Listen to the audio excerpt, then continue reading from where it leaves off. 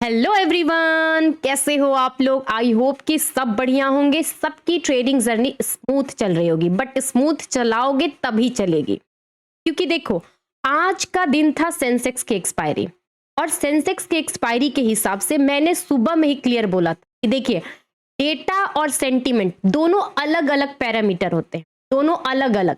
अगर आप मार्केट में इंट्राडे में बैठे हो और सेंटीमेंट के भरोसे ट्रेड ले रहे हो ना, आप याद रखो कि हो सकता है कि कभी कभी बाय लक आपका वो सेंटीमेंट काम कर दे, लेकिन most of the time sentiment नहीं, डेटा काम करता है, सिर्फ और सिर्फ डेटा।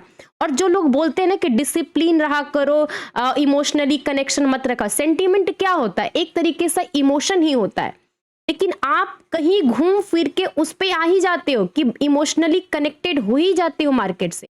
देखिए, मार्केट ऊपर से गिरता है, गिरा, सेंटीमेंट निगेटिव था, लेकिन जिस लेवल पे अटका है वहां पे सेंटीमेंट नहीं, वहां पर डेटा काम आता है। डेटा, मैं क्यों बार बार आप लोग से कहती हूँ कि डेटा को रीड किया करिए। सेंटीमेंट को जितना आपने समझा सुना उसको इग्नोर कर दो। इंट्राडे में बैठे हो, आपको समझना पड़ेगा कि इस लेवल पे डेटा क्या बता रहा है, किस डायरेक्शन का अप्रोच बता रहा है।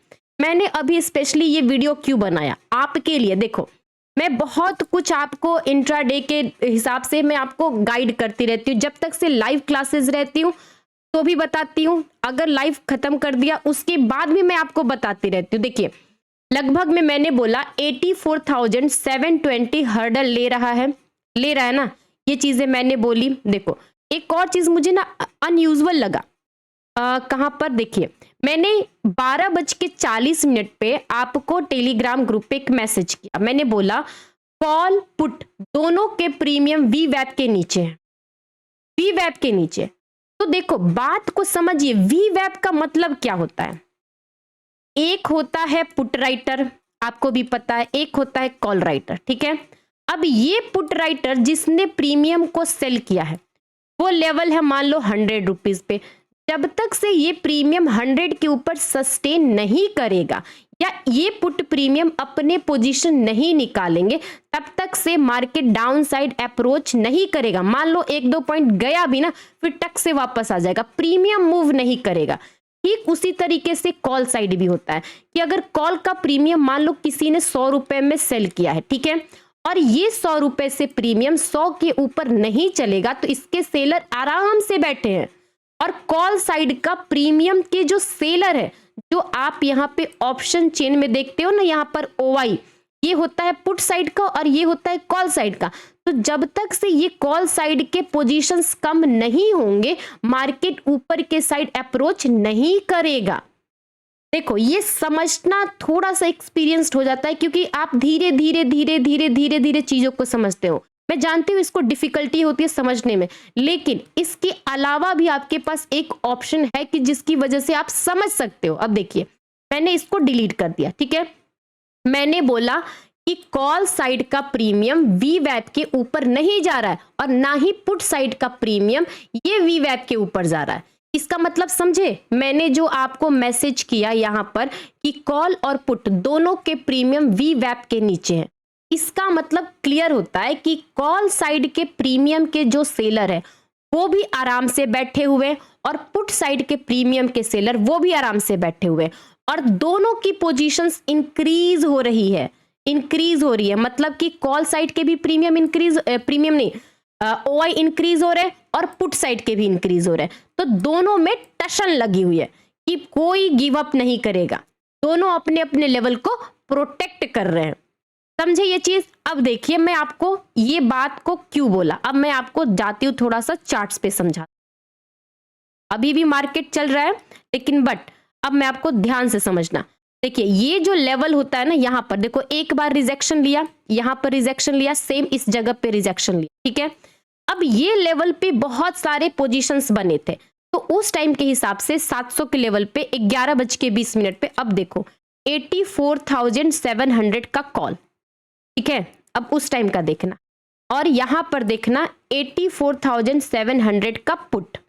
देखो, यही प्रॉब्लम होता है ना, आप लोग समझते नहीं हो और वीडियो को मतलब जल्दी जल्दी सोचते हो कि खत्म कर दे, और सोचते हो कि एक बार इस वीडियो को देख लिया आप तो हम ज्ञानी हो गए, बस खत्म करो। अब फिर जब कल 9:15 पे ट्रेड करने आप बैठोगे फिर बोलोगे कि अच्छा ये कैसे हो गया, अच्छा ये कैसे हो गया।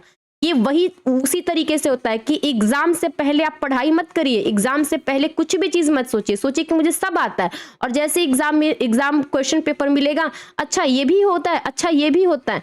यही ओवर कॉन्फिडेंस ना एक ट्रेडर को ले डूबता है। देखो मैं आज क्योंकि इस चीज से बोल रही हूँ, क्योंकि मैंने आज जो इस टेलीग्राम ग्रुप में मैसेज बोले ना, मैंने हमेशा बोलती हूँ कि एक वीडियो को आप 2 बार 3 बार या आज देखा फिर 10 दिन के बाद फ्री होकर के समझो, उस टॉपिक को समझो। मेरी वीडियो देखो या किसी की भी देखो, उससे नहीं मतलब होता, लेकिन उस टॉपिक को समझो आप। ये मैं बात कहना चाह रही हूं। अब देखिए, देखो इसको मैं आपके सामने इसको एक्सप्लेन करती हूँ, डिटेल में समझना आप। देखो देखो यहां से 84,700 का कॉल, ये इसका वीवैप डाउन साइड गया। देखो एक बार यहां पे अप्रोच किया जब ये वाला हाई बनाया था, ठीक है, फिर ऊपर गया फिसल गया। अब दोबारा इस लेवल को, ये जो ब्लैक लाइन देख रहे हो ना आप, ये वीवैप की लाइन है। देखो दोबारा इस पे टशन गया, ऊपर गया, लेकिन जैसे ही ऊपर गया फिर से एक रेड कैंडल शार्प बन गया। मतलब समझिए यहां पर हर्डल ले रहा है इसका प्रीमियम का जो भी सेलर है। जैसे ये ऊपर गया उसने फिर से सेलिंग की, अपना पोजीशन बढ़ाया और फिर से वीवैप के नीचे आ गया। आपको ओआई समझ में नहीं आता, आपको डेटा समझ में नहीं आता, आपके पास जितने भी चीजें कम फीचर्स है कम से कम उसको तो यूज करो। देखो यहां से फिसला, अब दोबारा ये वीवैप के ऊपर गया ही नहीं गया, नहीं गया ना। अब सेम चीज मैं आपको दिखाती हूं 84,700 का पीई। देखो जब मार्केट यहां पर अप्रोच किया 700 के पास, ध्यान देना 10 बजे, तो देखो 10 बजे का ये वाला हाई बनाया, चलो ठीक है, क्योंकि यहां पर टाइम था। उसके बाद नीचे आया, फिर से मार्केट नीचे आया, फिर ऊपर गया, फिर नीचे आया। अब देखो इसका वीवैप का लाइन देखो, पूरी तरीके से फ्लैट स्ट्रेट लाइन है, और इसका वीवैप देखो, आप इसका वीवैप देखो, इसका डाउन ट्रेंड में है ना। देखो अब मैंने कल ही आपको वीडियो में बताया था, कल ही वीडियो में बताया था कि आपके पास जो ये सेंसेक्स की स्पॉट प्राइस और ये जो फ्यूचर प्राइस है ना, उन दोनों में लगभग में 160-180 पॉइंट का गैप है। तो कॉल साइड के प्रीमियम जब तक से ये 180-160 प्रीमियम को एडजस्ट करके ऊपर नहीं जाते हैं, तब तक से आपका कॉल साइड एक्टिव नहीं होगा। और पूरे दिन कॉल साइड का प्रीमियम एक्टिव नहीं था। और देखिए ये जो चीजें होती है, देखो अभी भी देखो मार्केट चल रहा है, लेकिन अभी भी 390 408, और यही दोनों का फर्क कल का वीडियो जाके देखना, 160 170 ऐसी कुछ पॉइंट का गैप था, हाँ ना। तो अब चीजों को बताओ कि लोग बोलते हैं कि मार्केट में डेटा को रीड करके कैसे पता चलता है। जब तक से आप ये सब चीजों को नहीं समझोगे, नहीं देखोगे, बारीकी से नहीं मतलब अप्लाई करोगे टाइम टू टाइम, तो कैसे होगा। आप सोचोगे कि क्यों जा रहा है भाई, क्यों के पीछे का क्वेश्चन मार्क का रीजन ढूंढिए ना, रीजन ढूंढिए। अब देखिए यहां पर आपको गया, अब देखो ये 84,700 का पुट जब दोबारा अटेम्प्ट किया था कितने बजे, 11:25 पे। अब देखो 11:20 पर नीचे आया वीवैप के नीचे, जैसे ये फिर धीरे से वीवैप के ऊपर गया, क्योंकि यहां से रिजेक्शन आया था, फिर ये वापस गया, फिर नीचे आया। लेकिन इसका फ्लैट लाइन दिखता है कि इसमें होप है, क्योंकि इसका जो प्रीमियम प्राइस है ना उसमें ज्यादा एक्सपेंसिव नहीं है, वो जस्टिफाई करता है प्रीमियम में, तभी ये प्रीमियम मूव कर रहे थे, ठीक है। अब देखिए जब मैंने आपको ये मैसेज किया था कि कितने बजे, हाँ ये देखिए 12:40 पे मैंने आपको मैसेज किया कि भाई कॉल पुट दोनों के प्रीमियम वीवैप के नीचे हैं, वीवैप के नीचे। देखो उस टाइम क्या हुआ मार्केट में, 12:40 पे देखो ये जो एरिया है ना, यहाँ पर जब काफी टाइम से नैरो रेंज में मार्केट घूम रहा था, बहुत ही छोटे छोटे कैंडल्स बना रहा था, बहुत ही फंसी सा मार्केट यहाँ पे हुआ था 12:40 पे। तो देखो मान लिया कि हमने 84,500 का राउंड नंबर लगाया सी, और यहाँ पर लगाया 84,500 का पीई, ठीक है।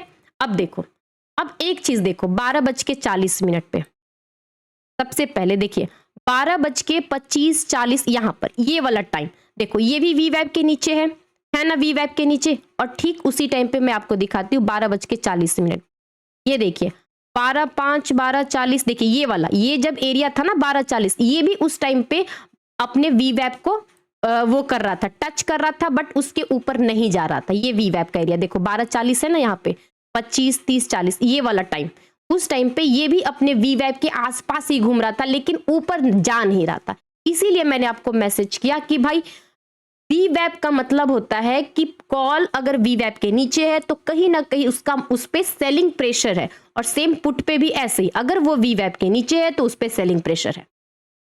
तो समझिए। और ये वीडियो जो ये टॉपिक है ना, मैं आज नहीं बता रही हूँ, मैंने पहले भी बहुत बार आपको बताया कि अगर आपको ओवाई समझ में नहीं आता है ना, वीवैप को समझिए। और स्पेशली एक्सपायरी के दिन अगर आप यही चीज निफ्टी में देखोगे ना तो उतना क्लैरिटी नहीं रहेगा, लेकिन सेंसेक्स की आज एक्सपायरी है तो उस पर क्लैरिटी है।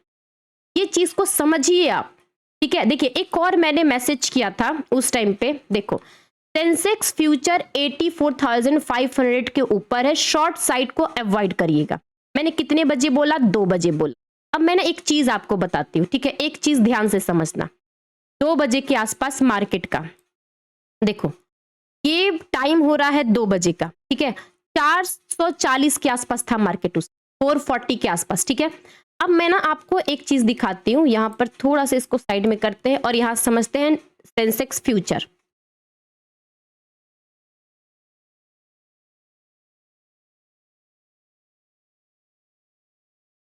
सेंसेक्स अक्टूबर फ्यूचर देखिए, अब चीज को ना समझिए। देखिए ये जो एरिया है 1:20 में, ये भी वीवैप के नीचे था ना, और जब ये मार्केट दोबारा आया 500 के ऊपर, देखिए 500 के ऊपर, ये जब टाइम था, मैंने आपको 2 बजे क्यों बोला कि सेंसेक्स का फ्यूचर 84,500 के ऊपर है। बात को समझिए, ये जो 500 के ऊपर होता है ना कहीं एक साइकोलॉजिकल नंबर होता है। देखो 84,500 देखो है ना, ये जो लेवल होता है एक साइकोलॉजिकल नंबर होता है। यहां पर अगर ओआई कम हो रही है तो हाईली चांसेस रहते हैं कि मार्केट शूट कर सकता है। टाइमिंग के हिसाब से 1:40 से लेकर 2, सवा 2 बजे तक शूट कर सकता है, लेकिन जब मार्केट इस जगह पे गया 520 पे, फिर दोबारा टक टक करके नीचे आ गया, मतलब कि यहां पर उसको रिजेक्शन मिला। तो ये मतलब था कि भाई 84,500 के ऊपर फ्यूचर जा रहा है, तो हो सकता है कि प्रीमियम आपका कॉल साइड का स्पीडली स्पाइक करे। मैं अभी भी कह रही हूं स्पीडली करेगा, किया नहीं किया मैंने नोटिस तो नहीं किया, देखते हैं, लेकिन कर सकता है। देखिए नहीं किया ना, यहां पर नहीं किया कॉल साइड का, लेकिन हाईली चांसेस रहता है कि उस टाइम पे अगर कोई राउंड नंबर के ऊपर जो इंडेक्स है वो जाता है तो उसके हिसाब से उसके प्रीमियम में भी मोमेंटम आता है। ये चीज को समझिए। देखिए एक और चीज मैंने नोटिस किया, लोग काउंटर क्वेश्चन कर रहे थे, एक और चीज मैंने नोटिस किया, देखिए आज मैंने एक मैसेज किया था 11:15 बजे कि रिलायंस चल रहा है।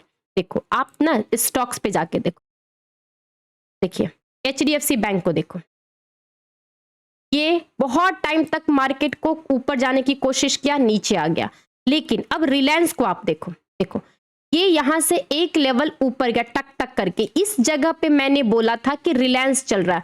अब सोचो कि 1500 के लेवल तक गया, मतलब कि कहीं ना कहीं रिलायंस में आज बाइंग हुई थी।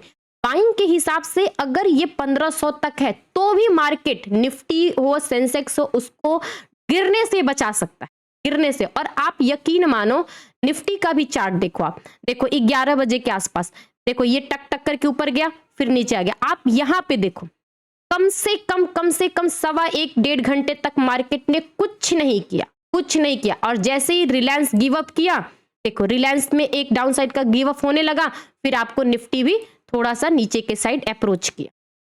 ये चीजें होती हैं, आप समझिए। कभी कभी मार्केट में सेंटीमेंट को इग्नोर करिए और डेटा पे ध्यान दीजिए।